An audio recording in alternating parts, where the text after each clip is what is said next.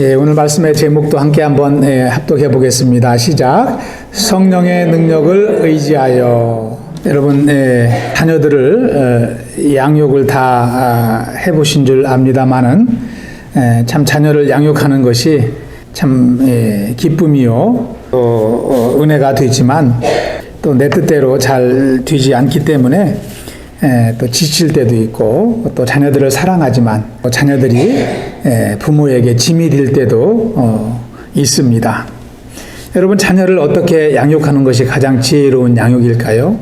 자녀를 요즘에는 많은 부모님들이 자녀들을 그렇게 키웁니다. 엄하게 키우기보다는 사랑으로 자녀들을 이해하려고 노력하고 또 자녀들과 함께 시간을 함께 하려고 노력하고 좀 이 자녀 교육의 방법도 때에 따라서 변해가는 것 같습니다. 그런데 또 어떤 부모님들은 아무리 사랑이 좋고 이해하는 것도 중요하지만 때로는 엄하게 키워야 된다 이렇게 말씀하시는 분들도 적지 않습니다. 잠언 말씀에도 여러 곳에서 자녀를 강하게 훈련하라고 말씀하고 있지 않습니까? 특별히 잠언 23장 말씀해 보시면 자녀를 채찍으로 때릴지라도 죽지 아니한다 이렇게 기록이 되어 있습니다. 참 어떤 것이 지혜로운가? 사랑으로 대하는 것이 지혜로운가? 또 아니면 엄하게 키우는 것이 지혜로운가? 우리가 혼돈할 때가 많이 있습니다. 그런데 가장 지혜로운 자녀 양육법은 믿음으로 양육하는 것인 줄 믿습니다. 내 뜻과 지혜가 아니고 참 하나님의 말씀을 의지하며 때로는 그것이 자녀 양육이 짐이 되지만 그 짐을 주님 앞에 내려놓고 하나님을 의지하며 나아갈 때에 하나님께서 우리에게 영적인 지혜를 주시고 또 인내를 주시고 또 자녀를 사랑하는 그러한 마음을 주실 줄 믿습니다.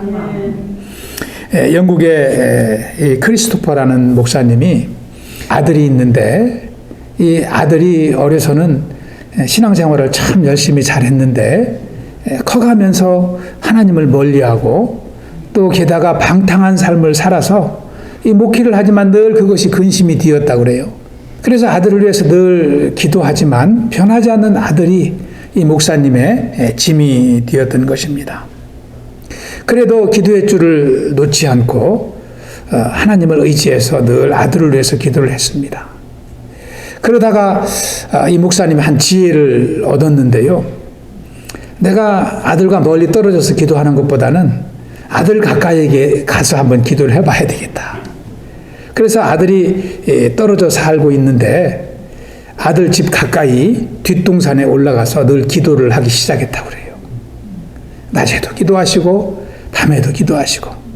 근데 이 목사님이 이 피리를 잘 부시는데 기도하다가 또 이제 찬양을 하고 그럴 때는 이 피리로 찬송가를 연주하고 그랬다고 합니다. 그런데 이 아들이 하루 저녁에는 이 피리 소리를 듣게 된 거예요. 이 방탕한 삶을 살던 아들이 고요한 밤이 되어서 이렇게 누우려고 이렇게 하는데 어디서 이 피리 소리가 들려오는 거예요. 근데 그 피리 소리가 일반 이 노래가 아니라 이 옛날 어렸을 때 듣던 찬송이 들려오는 것입니다. 하나님의 은혜로 이 쓸데없는 자 왜 구속하여 주는지 난 알 수 없도다. 이 찬송가가 피리 소리를 타고 은은히 들려오는데 그 찬양이 이 아들의 가슴을 울렸습니다. 옛날에 받았던 은혜가 다시 생각나고 예수님께서 십자가를 통해서 나를 구원해 주셨다는 생각을 다시 갖게 되고 은혜를 회복하였다고 그래요. 여러분, 자녀들도요, 참 이 시간의 차이는 다 다르지만 부모님의 기도와 또 부모님의 성경이 있는 소리, 기도하는 소리를 듣고 자라난 자녀는 돌아오게 되어 있습니다. 이 자녀 양육을 할 때 참 무엇보다도 내 지혜와 내 뜻대로 자녀를 양육하기보다는 하나님의 말씀을 의지해서 우리가 쉬지 말고 기도하면 하나님께서 응답하여 주시는 줄 믿습니다. 여러분, 오늘 고린도전서 2장으로 우리가 넘어갔는데요. 1장에서도 우리가 말씀을 나눴지만 바울은 지금 전도 여행을 하면서 고린도 교회, 자기가 개척했던 고린도 교회에 참 좋지 않은 소식을 접하게 되었다고 그랬습니다. 그리고 다시 그 소식을 듣고 기도하면서 편지를 써서 보내게 된 것이 이 고린도 전서 후서라고 말씀을 드렸습니다. 그러면서 특별히 오늘 말씀에는 자신이 고린도 교회를 세울 때 고린도 교회에 참 그 이방인들 버림받은 이방인들에게 어떻게 자기가 복음을 전하고 그들을 통해서 어떻게 교회를 세웠는지 그것을 다시 한번 고린도 성도들에게 기억시킵니다. 그러면서 하나님의 은혜로 돌아오도록 이제 권면하고 있는 것이죠. 그것이 바로 우리가 함께 합독한 고린도전서 2장 1절에서 5절 말씀입니다. 바울은 어떻게 복음을 전했을까요? 이 바울의 복음 전했던 그 말씀을 통해서 저와 여러분이 참 기도하는 영혼들을 위해서 또 기도하는 가족들을 어떻게 돌봐야 될까 지혜를 얻을 수 있는 줄 믿습니다. 오늘 말씀이 저와 여러분의 전도의 삶 가운데에도 신앙생활 가운데에도 큰 능력으로 역사하시길 기도합니다. 첫 번째 1절과 2절을 보시면은요, 바울의 이 복음전도 스타일은 고상한 말이나 이 지혜를 앞세우지 않았다는 것입니다. 이 아름다운 미사여구를 사용하지 않고 이 복음의 엑기스를 전하는 스타일이었다는 거예요. 1절에 보시면 형제들아 내가 너희에게 나아가 말씀의 증거를 전할 때에 이렇게 기록합니다. 이때는 바로 2차 전도 여행 때 사도 바울이 고린도에 머물면서 1년 반 동안 머물면서 전도했던 때를 말하는 것이죠. 그때 바울은 어떻게 했다고 기록하고 있습니까? 말과 지혜의 아름다운 것으로 하지 아니하였고 그랬습니다. 2절에 보시면 내가 너희 중에서 예수 그리스도와 그가 십자가에 못 박히신 것 외에는 아무것도 알지 아니하기로 작정하였습니다. 그러니까 바울은 전도할 때 이 거추장스러운 말을 다 제어해버리고 예수님께서 여러분을 위해서 십자가에서 돌아가셨습니다. 여러분 그것을 믿고 여러분 회개해야 됩니다. 이러한 복음을 전했다는 거예요. 그러면서 지금 이 고린도 성도들에게 내가 여러분에게 전했던 복음을 다시 기억하고 그 은혜로 돌아오십시오. 그렇게 바울은 간절히 참 권면하고 있는 것입니다. 사실은요, 바울은 이 전에 아덴에서 복음을 전할 때는 여러분 아덴이라는 도시가 어떤 도시인지 잘 아시죠? 철학이 아주 무성한 도시입니다. 이 고대 철학자들은 다 아덴에서 나왔듯이 철학이 많은 도시에서 바울이 복음을 전할 때는 그때 바울은 자기가 갖고 있던 지혜와 자기의 언변술로 변론술로 그들과 맞서 싸웠었습니다. 그런데 복음이 전해졌을까요? 전해지지 않았어요. 바울도 이 지식으로 따지면 누구한테 지지 않는 사람입니다. 아주 가말리엘 문화생이었거든요. 이 고대의 참 이 철학자들과 아주 견줄 만한 지식이 바울에게 있던 사람이에요. 그런데 바울은 그 뒤로부터는 그러한 철학을 앞세우지 않습니다. 아름다운 이 언어를 쓰지 않고 십자가의 복음을 전하는 그러한 전도를 해왔던 것입니다. 여러분, 우리가 참 이 말씀을 듣고 또 전할 때 보면은 이 십자가의 복음을 전하는 것이 쉽지 않습니다. 담대함이 필요하거든요. 또 은혜로 충만해야 되거든요. 그래서 우리가 복음을 전하기 전에 다른 말들을 많이 하게 되고 가까워지려고 노력하는 것도 그 이유입니다. 여러분, 우리가 설교를 들을 때도요, 이 복음의 엑기스만을 전해지는 설교를 은혜롭게 듣고 회개에 이르러야 되지만, 참 우리가 설교를 들을 때 보면은 재미있는 설교, 또 지루하지 않는 설교를 더 좋아하는 것도 사실이잖아요. 여러분, 인터넷으로 설교를 들을 때 어떤 설교를 찾으세요? 재미있는 목사님 설교가 여러분에게 좋습니까? 많은 분들이 찾잖아요. 나에게 찔림을 주는 복음, 회개를 요구하는 설교, 그런 것들은 좀 거부감을 가질 때가 많이 있어요. 그런데 우리는 이러한 것들을 지향하고 복음을 가까이 해야 된다는 것입니다. 바울이 고린도 교회가 연약해진 것도 이 십자가의 복음을 멀리했기 때문인 것을 강조하는 것입니다. 신앙생활을 열심히 하는 한 자매님이 있었다고 그래요. 그런데 이 자매님이 본인이 참 은혜롭게 신앙생활을 하는데 한 가지 큰 기도 제목은 이 남편분이 예수님을 안 믿는 거예요.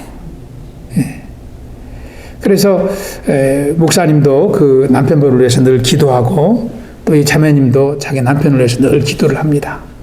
이 남편분이 이 대학에서 강의하시는 교수님이신데 얼마나 지혜가 많겠어요. 그 목사님이 신방을 오시면 목사님하고 성경 얘기도 참 잘 한대요. 목사님이 이 말씀을 전하시면 그 말씀에 대해서 이 형제님도 이렇게 자기가 아는 것으로 대화를 하는 거예요. 그 성경에 대해서 많이 물어보기도 하고. 그러니까 목사님도 교회는 안 나오지만 이분이 성경에 대해서 많이 알고 있기 때문에 섣불리 형제님 구원 받으셨습니까? 라고 물어보지 못하는 거예요. 아니 저 정도 성경을 알고 지혜가 있으면 분명히 구원은 받았겠지 하고 이렇게 그분의 체면을 건드리지 않으려고 목사님도 신경을 쓰십니다. 그런데 한 번은 이 자매님이 남편과 함께 미국 목사님을 만날 기회가 있었다고 그래요. 흑인 목사님을 만났는데 이 목사님이 인사를 하면서 형제님에게 첫 마디가 뭐라고 질문한지 아세요?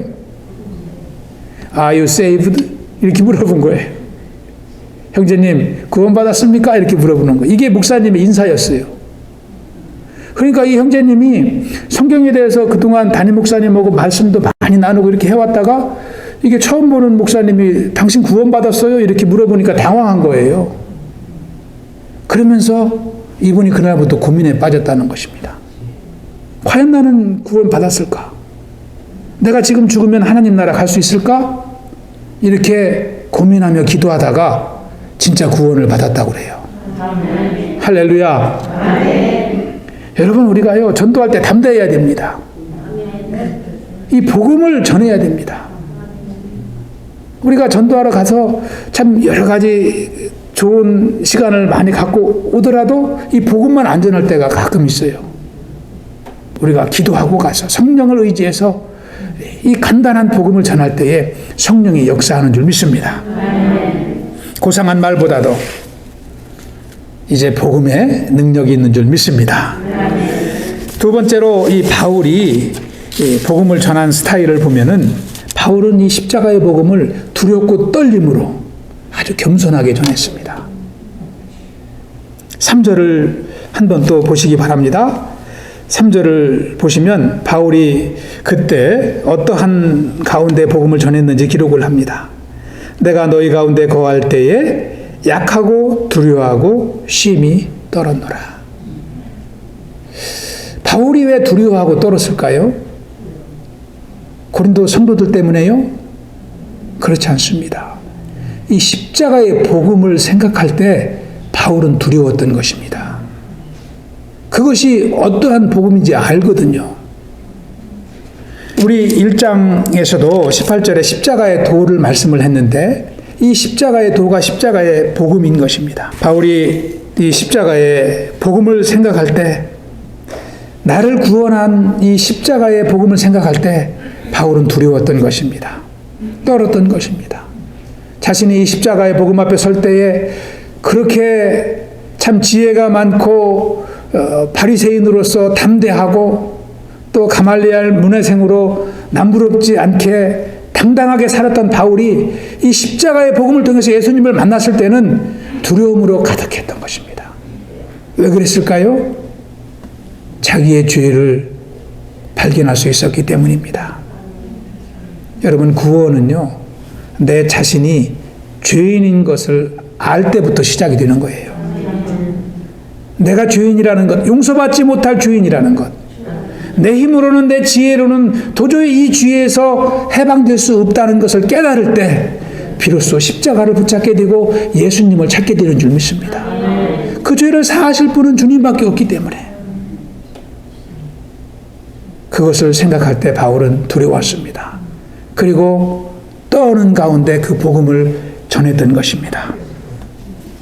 여러분, 어떤 목사님은요, 이 십자가를 엑스레이로 표현하시는 분이 있어요. 십자가는 마치 엑스레이와 같다. 여러분, 멀쩡한 사람도, 건강해 보이는 사람도 엑스레이를 찍어보면 어땠습니까? 병을 다 알 수 있잖아요. 내 안에 뼈가 정상으로 있는지, 등이 굽어졌는지, 또 부러진 뼈는 없는지, 내 안에 암덩어리는 없는지, 이것을 다 드러내는 것이 엑스레이입니다. 여러분, 십자가가 그렇습니다. 주님이 주신 십자가, 그 십자가 앞에 우리가 설 때에 우리의 인생이 다 드러나는 거예요. 남들 앞에는 참 그러지 않은 척하고 살지만 주님의 십자가 앞에서는 우리가 감출 수가 없어요. 내 인생을 위해서, 자식을 위해서, 가족을 위해서 남들보다 열심히 희생하며 헌신하며 내 인생 살아온 것 같지만 십자가 앞에 설 때에 내가 누구인지 자세히 조명이 되거든요. 하나님을 멀리하고 다른 영혼들을 무시하고 경쟁하며 시기하며 질투하며 미워하며 그렇게 내 인생을 애지중지하며 살았던 것이 죄라는 것을 처음으로 깨닫게 되기 때문이거든요. 그것이 내 인생을 승리로 이끄는 것이 아니라 멸망으로 이끈다는 것을 처음으로 발견하는 것이 십자가 앞이거든요. 바울은 그 십자가 앞에서 꼬꾸라진 사람이에요. 그렇기 때문에 이 복음을 전할 때마다 담대하지 않을 수가 없는 겁니다. 그리고 이 복음을 전할 때마다 그 영혼의 죄악을 보지 않을 수가 없는 거예요. 그래서 이 복음을 두렵고 떨리는 가운데 바울은 전해왔던 것입니다. 그런데 고린도 성도들은 지금 그것을 다 잊어버리고 자기의 뜻대로 당을 지어서 나누어서 자기 마음대로 신앙생활하고 있었던 것입니다. 저와 여러분이 늘 십자가를 바라보고 신앙생활할 수 있길 기도합니다. 날마다 십자가 앞에 우리 자신을 내려놓고 또 십자가를 의지하며 나아갈 때에 하나님은 저와 여러분을 통해서 복음을 담대하게 전파하게 하시고 또 우리가 전파한 이 복음을 통해서 한 영혼이 예수님을 만나는 참 이제 생명의 열매를 이루어 주실 줄로 믿습니다. 세 번째로 바울은 복음을 전하며 성령님을 의지했습니다. 여러분 4절을 보시면 우리 4절을 한번 함께 합독해 보겠습니다. 4절 시작.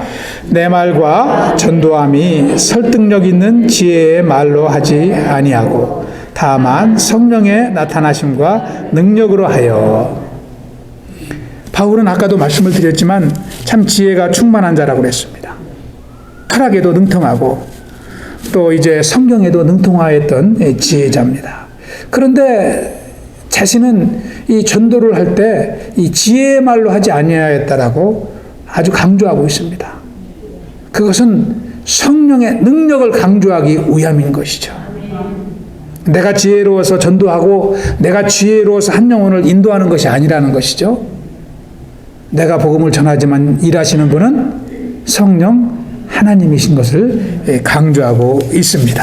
여기서 바울은 전도를 두 가지로 하였던 것을 알 수가 있습니다. 첫째는 내 말과 내 전도함 이렇게 기록을 하고 있지 않습니까? 이 내 말이라는 것은요 개인 전도를 말하는 것이죠. 자기가 개인적으로 다니면서 전도 대상자들을 찾아다니면서 복음을 전하는 것입니다. 저와 여러분이 일상적으로 하는 전도 활동이라고 할 수 있습니다. 그리고 이 내 전도함은 공식적으로 바울이 회당에서 설교를 통해서 선포한 복음을 말하는 것입니다. 그러니까 사적으로 복음을 전하든 예배 가운데 복음을 전하든 바울은 자기의 지혜로 하지 아니하고 성경 말씀을 의지하여 성령을 의지하여 했다는 것이죠. 여러분 우리가 전도할 때 참 이것이 쉽고 우리가 다 알고 있지만 성령님을 의지하여 전도하는 것이 안 될 때가 많습니다. 우리가 전도하기 전에도 그래서 기도해야 되고, 또 전도도 참 이제 기도 가운데 담대함으로 해야 되는 이유가 여기에 있습니다. 성령께서 역사하시도록, 성령께서 환경을 예비해 주시도록. 많은 분들이 간증을 합니다. 전도하기 전에 A라는 분을 찾아가기 전에 기도하고 갔을 때와 가지 않았을 때의 차이점에 대해서 많은 분들이 간증을 합니다. 예상치도 못한 생명의 열매가 맺어질 때가 많거든요. 성령님께서 일하실 때거든요. 그런데요, 선물도 준비하고 말씀도 준비하고 열심히 준비하고 갔지만 예상보다 전도가 효과가 없을 때도 많습니다. 내 힘으로 할 때거든요. 전도가 지치죠. 그럴 때 되면은 내가 이 전도를 언제까지 할 수 있는가 참 낙심하기도 하고 힘이 나지 않습니다. 우리는 성령을 의지해야 될 줄로 믿습니다. 성령님은 지혜의 영이십니다. 우리를 진리 가운데 인도하시고 또 우리의 앞일을 말씀해 주시기 때문입니다. 요한복음 16장 13절에 보시면 그러나 진리의 성령이 오시면 그가 너희를 모든 진리 가운데로 인도하시리니 그가 스스로 말하지 않고 오직 들은 것을 말하며 장래일을 너희에게 알리시리라. 여러분 또 사도행전 1장 8절에 보시면 우리가 증인의 삶을 어떻게 살 수 있다고요? 우리 한번 합독해 보겠습니다. 시작. 오직 성령이 너희에게 임하시면 너희가 권능을 받고 예루살렘과 온 유대와 사마리아와 땅끝까지 이르러 내 증인이 되리라 하시니라. 사도 바울뿐만 아니라 저와 여러분도 성령님을 의지하면 아주 능력의 전도자가 될 수 있습니다. 전도 세미나에 참석하지 않았어도, 전도를 그 전에 해보지 않았어도 저와 여러분을 구원한 십자가를 붙들고 십자가의 복음을 기억하고 또 날마다 성령님을 의지하면 은혜의 전도자가 될 수 있는 줄 믿습니다. 아멘. 저와 여러분이 성령을 의지하는 전도자로 살길 축원합니다. 아멘. 바울이 이제 2장 이 말씀에서 주장하는 것은, 강조하는 것은 십자가의 능력을 다시 한번 강조하고 있습니다. 그리고 그 복음을 의지하여 성령의 능력을 의지하여 참 이제 신앙생활을 하도록 권면하는 것입니다. 복음을 전할 때도 성령의 능력을 의지하고 우리가 삶 가운데에도 성령의 능력을 의지할 때 하나님의 은혜를 경험할 수 있기 때문입니다. 저와 여러분이 섬기는 쿠보교회가 십자가의 복음을 선포하는 교회가 되길 축원합니다. 또 저와 여러분이 섬기는 이 쿠보교회가 온 성도님들이 성령의 능력으로 충만한 교회가 되길 축원합니다. 여러분, 세상 사람들은 십자가를 좋아하지 않지 않습니까? 십자가는 고난을 상징하기 때문입니다. 그러나 이 십자가를 통해서 구원받은 성도님들은 이 십자가를 붙잡습니다. 능력이 나오기 때문입니다. 여러분, 십자가에 죽음이 없이 어떻게 부활의 능력이 일어날 수 있습니까? 저와 여러분의 십자가가 아니었다면 어떻게 우리의 죄가 사함받을 수 있었겠습니까? 그래서 십자가는 은혜요, 능력이요, 우리의 삶을 주장하는 지혜인 줄 믿습니다. 저와 여러분이 참 이제 은혜를 경험한 자로서 하나님의 십자가의 능력을 선포하는 삶을 살 수 있길 기도합니다. 여러분, 이 복음이라는 것은 오늘 말씀에서 사도 바울이 선포하듯이 단순한 것입니다. 복음을 전하기 위해서 참 미사여구를 사용할 필요가 없고 아름다운 말을 붙일 필요가 없는 것입니다. 워싱턴 DC에 가면은 참 세계적으로 유명한 인사들이 많이 모여 있다고 그래요. 그래서 워싱턴에 있는 큰 교회는 유명 인사들이 다 이렇게 예배에 참석을 한다고 그래요. 그래서 설교하는 목사님도 설교 준비를 참 많이 신경을 쓴다고 하는데 많은 지식을 가지고 사성 있는 그러한 뉴스를 가지고 참 설교 준비를 한다고 그래요. 이 설교는 준비에는 쉬운 설교가 없습니다만은 특별히 워싱턴에 있는 교회 목사님들은 이렇게 신경을 쓴다는 이야기를 들은 적이 있습니다. 그런데요, 또 성도님들 중에는 그런 설교가 싫어서 시골 교회로 예배를 가는 분이 있다고 그래요. 이상하죠? 아니, 복음은 간단한 건데, 예수님이 우리에게 전해주신 복음은 간단한 건데, 사도 바울이 참 이제 온 세상을 뒤집어 놓은 복음은 간단한 건데, 어려운 학문을 통해서 그것을 설명하는 설교가 싫어서 시골교회 가면은 시골교회 목사님들은 복음을 단순하게 믿어야 된다. 믿으면 깨닫는다. 예수님께서 우리 죄를 사하신 것을 믿으라는 아주 단순한 복음이 좋아가지고 그쪽에서 예배를 드리고 돌아오는 분이 있다고 그래요. 여러분, 저와 여러분이 참 복음으로 돌아갈 수 있기를 기도합니다. 우리 신앙생활에 여러 가지가 필요한 것이 아닙니다.